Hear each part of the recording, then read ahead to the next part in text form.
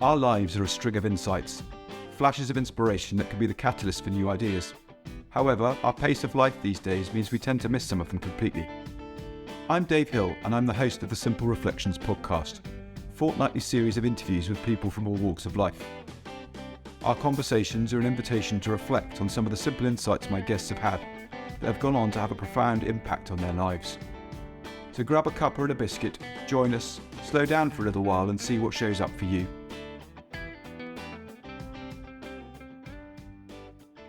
Welcome to the next episode of the Simple Reflections podcast. Today I'm joined by Sheela Masand. Sheela is a coach and author based in Spain, and has had quite an interesting career. And I thought it'd be lovely to get her on and hear what she's up to, what she's got going on, and see where we go. So, Sheela, thank you so much for coming. Pleasure. It's lovely to see you. We sort of crossed paths briefly on Heartfelt Presence from time to time, and it was through that I found out about your book that was due to come out, Inside Out Transformation, and the series of interviews you did with people to create that book. So I just wondered, what your inspiration was for that, and what you've learnt from the process of creating that book and putting it out in the world. That's an interesting question, because what inspired me was an idea that wouldn't leave me alone. So I had no intention of writing a book. As a business coach, I know that writing a book is like having your own big business card. But this book was nothing to do with that. It was literally, this idea just wouldn't leave me alone. Write a book, interview the first sort of generation direct students of Sydney Banks and the three principles, uncover, if you like. And that was it. I just had this sort of idea that came, and I ignored it a lot.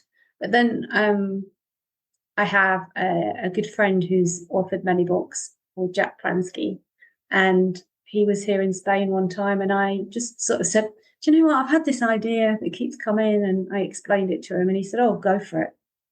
But he said, do it before somebody else does it. And I was like, okay, you've asked the question, you've got the answer. And basically he was so good and so helpful. We sat down on a Zoom call somewhere along the way, and I batted around my ideas, and he gave me his feedback, and we went from there. Well, I went from there. And basically, it was, setting up the interview. Well, first of all, a list of all the people that he knew that were direct students of SID. And then it was asking them if they were interested. And, that's how the shortlist came about. The rest went from there, interviewing them. But, he said to me, he'd written a few books, as I say, and it took a 3-year process to write a book is what he told me. And I was like scoffing a bit, like, but actually it took me over 3 years to get mine from start to actually publishing it. There's a lot entailed in getting a book out to the public. I had no idea. And I wonder, I have no plans to write another one. That gives you an indication of how much work it was. But yeah, so it's not like I'm an inspired writer and I love writing or anything like that. It was just this idea that wouldn't leave me alone. So I followed it. And I call those the nudges, that I have I'm very committed to the nudges now. Yeah. Yeah, that's cool. Well, you never know. You might get another nudge that won't leave you alone. You never know. and another book appears. Oh, that's cool. Now, another thing I know you've been doing for a while now is running the Viva Event. I think you're a co-founder of that, which happens in Spain. Is it every year in November? It has been until we had the COVID break, yeah. But it's an annual event. We started in 2015. So my business partner, and I for that event. We started an annual event. Always the first week of November. The first weekend of November. Here where I live, Albir, Spain. And it started out definitely a passion project. Sue and I, we love creating. That was, again, I suppose you could look at that as a nudge, but we'd attended the UK conferences, so we had been to every single one, I think, about 7 of them in a row or something. I'd been to a couple, and what we noticed was, the break times were important to people. And also we'd noticed at that conference there were a lot of Americans that were sort of brought over to speak, and we wondered if it was possible to create something Europe based, because by that time there were plenty of practitioners in Europe, and that's how that seeded the idea, and how can we make it different? So we think of it as being a hybrid, and my description is a hybrid between a conference and a party. So it's like we do the serious stuff. We have lots of wonderful keynotes and sessions with different practitioners. And one of our favorite things to do is we create what we call the Viva surprises. So on the program, when people walk in, it will say Viva surprise. They don't know what's going to happen, So we have these sections in our it's over a 3-day period, so it's a long weekend. So we throw in our surprises, and they tend to go down pretty well. So it's got people talk about the Viva vibe and the Viva feeling, and it's become a brand unto itself, which is wonderful, because we didn't. It's not like we started out again with any business plan or how we wanted it to.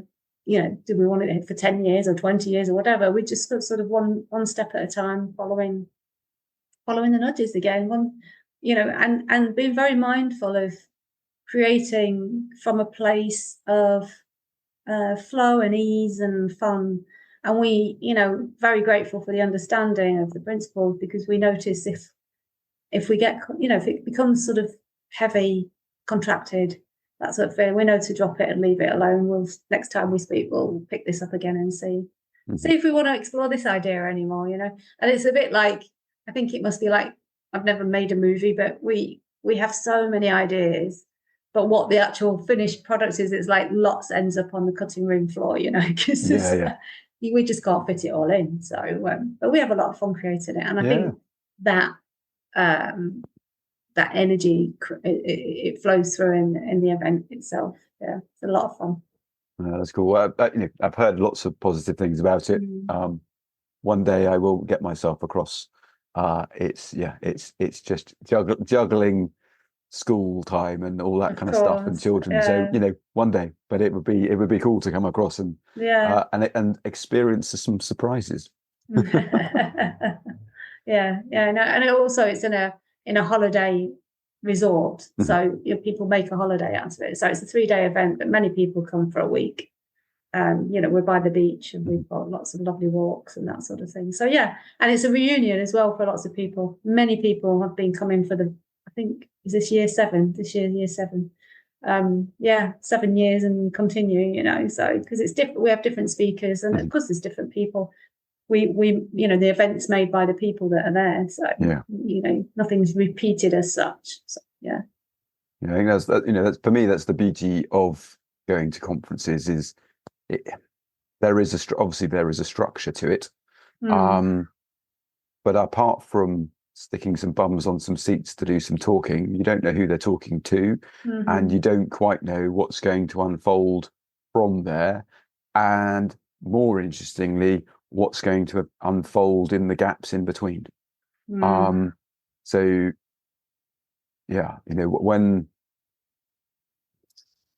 COVID hit and the London conference became a virtual thing, while there were breakouts in that sense in between them, you were sort of dropped into a room, and you didn't have the freedom necessarily to wander around and chat to the people that you wanted to, which is what I find so lovely about bringing groups of people together, especially those that don't know each other. Because you're never quite sure what's going to spark from that.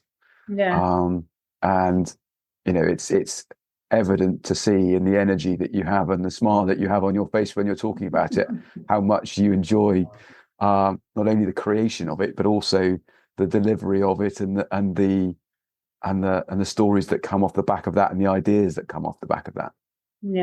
It's a bit like, Sue and I talk about it as being our playground. It really, she particularly talks about, it's like the little girls unleashed, it's like we've been given permission to just create something like we did when we were kids, right? Which is like, it's our thing and we can create it any way we want it to be. And we do. And the beautiful thing, I think, from day one, and I hadn't really realized this, but like every year it's just it's such a lovely feeling, and people walk away and praise it to the hills, if you like. But it's like we just put this structure in, we create a program, and the rest does itself, and that's it's kind of the magic of how it works.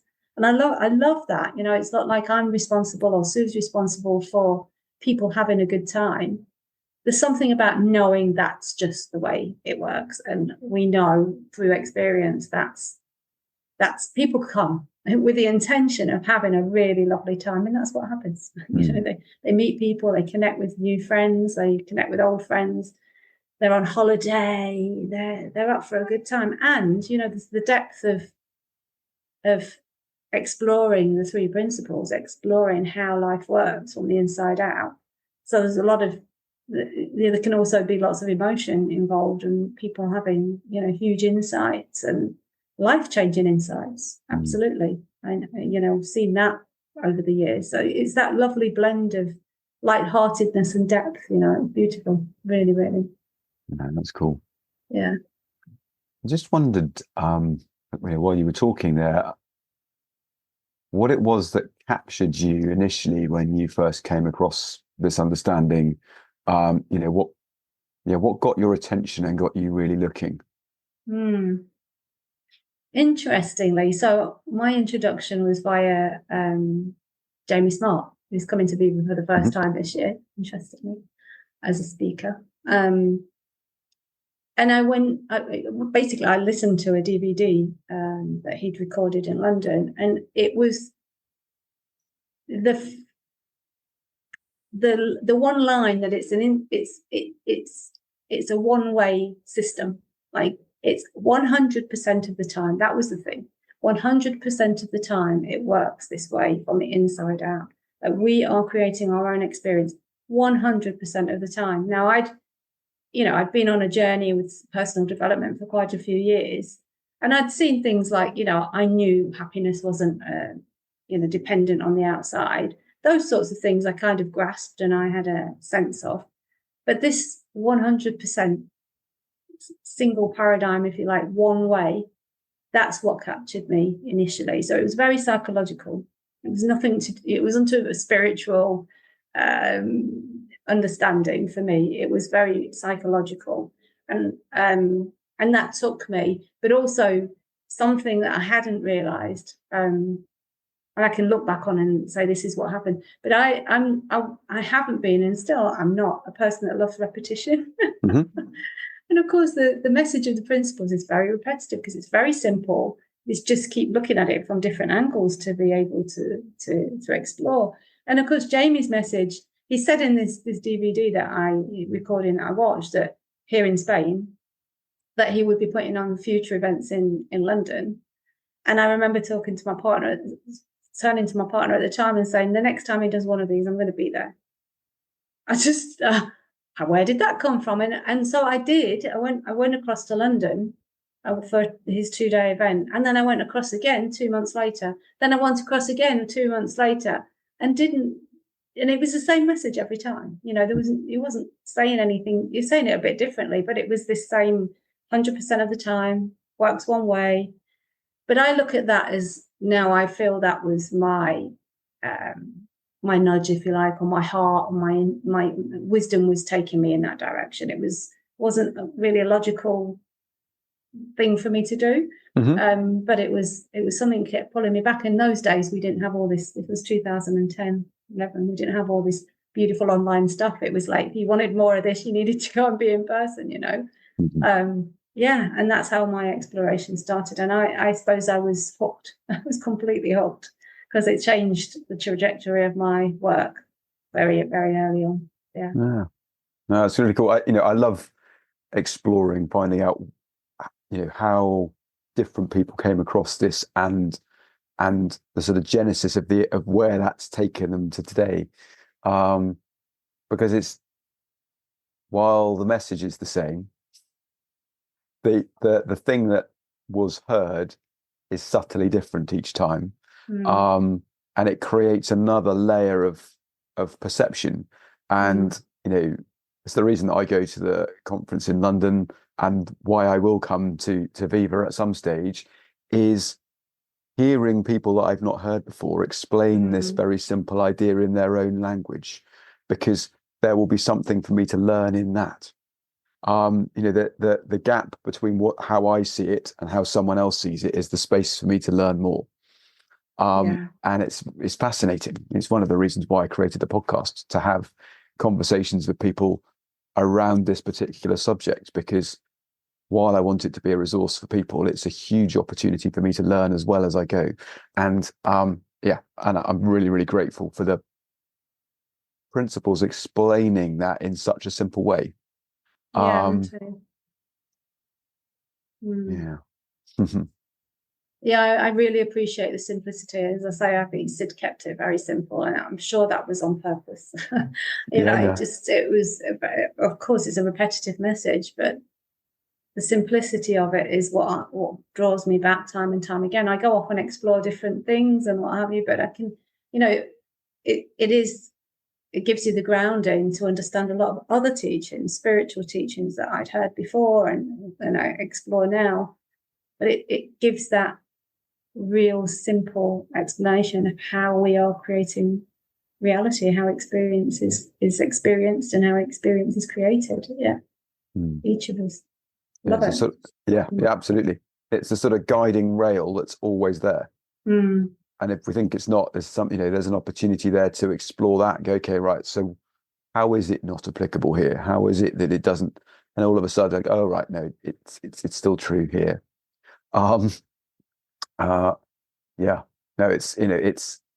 It's so handy to have as a companion in terms of a very simple structure of an idea that helps point us back to, as you say, how our experience is created moment to moment.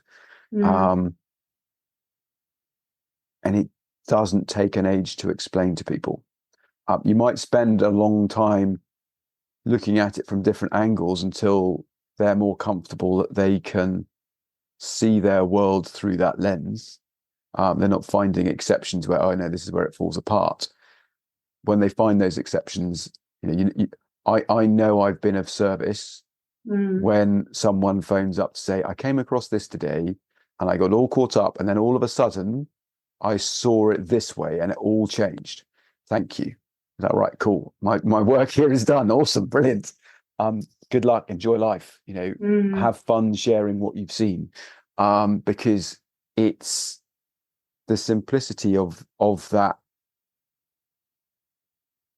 message being passed in people's own language, that is heard by someone else as being authentic to that, the messenger, I suppose, that resonates with them to such a degree, they go, yeah, I can see that to be true for you, and I can see that that's true in me too.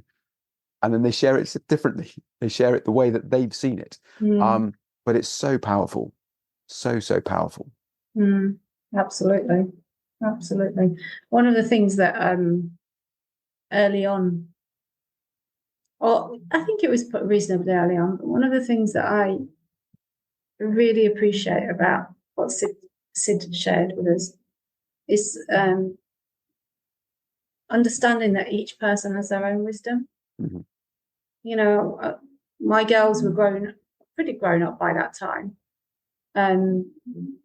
But even now, it serves me, and I have a grandson now, that to know it just freed me up from worrying. I'm not saying 100% of the time I'd be lying, but it really freed me up to not have to interfere in their lives, if you like, and not have to sort of hands off. They know. I don't know for them. They know for themselves. They know, and there's so much freedom in that, and time saving, and expansion, and lack of contraction. It's just seeing that each of us, and my clients too, knowing that they know for themselves. How can I know for them? I don't know for them. I know they know somewhere. I know they know, and I know that particularly for me, it feels really important for my two daughters and my grandson that they know. I don't need to try and figure out an answer for them. Not that I do, I haven't got out of the habit completely that I will will try and work things out. But ultimately, I can sit back and go, oh, yeah, they've got this. They've got this. I don't think so. And it's amazing as well. I mean, really interesting and fascinating to watch how things unfold without me interfering. It's like they find their own way, or they would do exactly what I thought they should be doing. And it's just really fascinating, hands off, how life takes care of us. Really does. Yeah, it's hugely reassuring. Hugely reassuring. I was speaking to a friend yesterday for coffee who, at different times, we'd held the same appointment in the army, and I just remember that I had 190 people working for me, and as much as possible, my door was always open, and any of them could come to me at any point. They didn't have to come directly through the chain of command. If they had a question, they could come and knock on the door. And there were days where I felt I was knocking it out of the park, because someone come in, they'd tell me what was going on. I go, yep, you need this. Off you go. Look at me, I've nailed that one. And then there were other days where someone would come in with something I'd never come across before. And I'd have to sit back and reflect and try and work out what might be helpful for them. And we'd end up spending more time together, collaboratively working this thing through. And I'm going to say 9 times out of 10, I have no recollection of it. The individual that came in to help normally came up with something that was going to work for them, having us had a bit of a conversation about it. And I always felt that I'd been of more service in those occasions rather than having a stock answer. Now, at the time, I had no idea about this.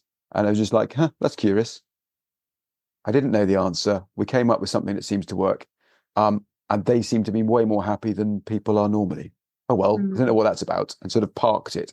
But it's something that's cropped up over and over again, where I've been able to look back and go, yep, that's where this stuff was playing out for me in my life, and in the life of those around me. So, it's not that it's something that people have no access to until they learn about this understanding. Nope, they have access to it. They have been, unaware that it's been running for them their whole lives. What an understanding of it does allows them to have more confidence in it. That it's always there for them, rather than just something that turns up when they're exceptionally lucky, or whatever it happens to be, whatever rule they've written about why I did so well that day.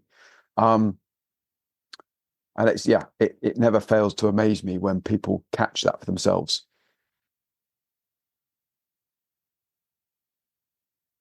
There's something awe-inspiringly natural about it. That when people start seeing glimpses of it, you can see them shift physically, and in a really positive way. I just love those moments. Absolutely love them. Yeah. No, I love what you're pointing to, the awe-inspiring piece around it. It's like we take so much for granted. We'll take a step back and zoom out. It's like, how does this work? How does that work? How does that get created? How do we're living in a miracle, really, day to day, moment to moment. Everything, the whole topic of creation to me is awe-inspiring. Like, but when people say, well, the principles point, what's the truth that you see? For me, still is like what's I think Sid was pointing to is everything comes from the formless. Like, it's formless to form. How does that happen? Like, how does that happen? There's nothing to something. It's like, how does that happen? Nobody's really got the answer to that, right? We, scientists can point to energy and all that, but from nothing to something, whoa. And we take that for granted. It's just, it's just how life works, right? But I think slowing down to the speed of life, as Joe Bailey named one of his books, slowing down to the speed of life versus the speed of our thinking, that gives us so much more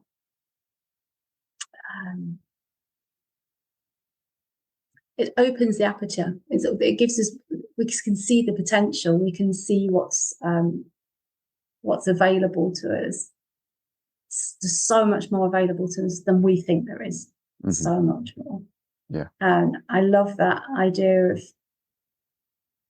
getting quiet and being still. I mean, today and I'm guilty of spending so much time consuming.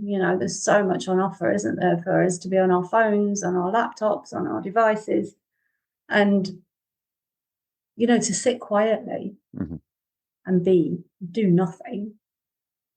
That's, for me anyway, I feel like that's my juicy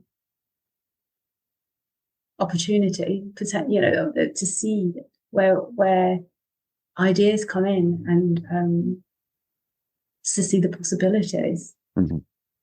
And I think that Sid was pointing to that a lot with talking about a quiet mind. Doesn't necessarily mean that we have no thinking, no thoughts, but just to be settled, I guess. To notice that we're settled. There's a lot on offer. There is a huge amount on offer. You mentioned before we started, and I think this is true, that the vast majority of your work outside of the conference and various other bits and pieces is business focused. Is that correct, or do you see a variety of people, client-wise? My website, interesting. I'm sort of in a place of pondering. My website talks about me being a holistic business coach, and yes, I do help people, generally solopreneurs, talk about business. But the interesting thing is, that's why I sort of ponder it and I sort of stop. It's like when we're a one-man band, so much of our business or our business development, if you like, depends on us, right? Pretty much all of it does. Yep. So who we're being in the world, how we see the world, how we experience the world, what we believe is going to influence the growth of business. So a lot of my work is in people building businesses, growing businesses, practices, but a lot of the work is on who you are, who you are and how we get in our own way, just to use a shorthand version. So even though, yes, we're talking about how to grow a business, but a lot of the time is spent in, so why didn't that happen? Well, let's look at how you're seeing the world. Let's look at what's in the way. Let's look at how state of mind, affects the way that your business is being built and what you're believing at this moment in time, because we all get caught up, don't we? I mean, just because we've seen something about how life works and how experience works doesn't mean we see it 100% of the time. We see it sometimes and sometimes we don't. And so coaching is a beautiful, for me, partnership in shining a spotlight, if you like, on areas, on blind spots, for the person I'm working with. Often that's what happens. We're uncovering blind spots. So there'll be places that look really obvious to me as an outsider, where somebody's not moving forward in growing the business in whatever shape form that looks, but to them it's not obvious at all. So that's part of the partnership, part of the relationship. I think that's really important in coaching, that we can see something that they can't. And I'm a huge advocate for deep listening as well. I hold that in very, it's kind of holy, and in some ways, it's sacred in a way for me. I am absolutely, as best way I know, is I'm listening to the person in front of me. Mm-hmm. And so that's where I'll be hearing blind spots, if you like. So I know that's using two different mm-hmm. forms of the blind spots and the hearing, but it is what happens. Or I'll get puzzled by something like, that doesn't make sense. Clearly it makes sense to you, but I'm like, can you tell me more about that? And that's kind of how my coaching with somebody goes. We're definitely in exploration together. So to circle back to your question, yes, I am in the business of business coaching, and I'm in the business of, I suppose you could call it, transformative coaching and mentoring, because mm-hmm. I do quite a bit of mentoring as well with people who've come into some 3 principles, understanding, and perhaps are coaching themselves, are practitioners themselves. So mentoring, people want to know, well, let me explore the principles with you so that we can find my blind spots, so that I can be more effective and impactful in my coaching. So that's something else that there's another strand to my business, I suppose. Yeah. Amazing. Sheela, thank you so much. It's been really, really cool to spend some time with you today. As I mentioned, you've got Viva coming up, and I know you've got a number of other events. I wonder if there's any particular one you want to single out at the moment, and we'll put a link to everything you've got coming up in the show notes to this. Well, no, I don't want to play favourites. Fair dues. We've talked quite a bit about Viva, and that's the biggest one. We max out at 170 people for that, and we still have 20 odd tickets left. So you'll share. And yes, so I've got 4 events coming up: September, October, and November. But we'll put links into those. There's one just before Viva and one just after Viva. So some people come to 2 at a time. Yeah. Fantastic. Well, thank you so much for coming and joining me today. No, thank it's been you lovely for the invite. It's been great. It's been really easy and really easy to speak to you. Thank you. You're very welcome. Thank you for joining us today. If you've enjoyed the conversation, feel free to subscribe and join me and my new guest next time. If you're interested in the work I'm doing, or you think I can be of service to you or your organisation, please email dave@simplicityofmind.co.uk. Remember, see if you can find time to slow down and reflect. Those simple ideas might be worth listening to. Take care, and I hope you can join me in a couple of weeks.